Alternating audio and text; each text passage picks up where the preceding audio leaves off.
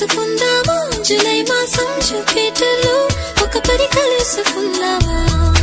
ఆగిపోదామా నెప్ట్యూన్లో ఆగిపోదామా ప్రేమ శ్వాసే చాలునే కలిసి జీవిద్దామా ఏ దారిన వెళుతున్నాడో మీసం ఉన్న కుర్రాడు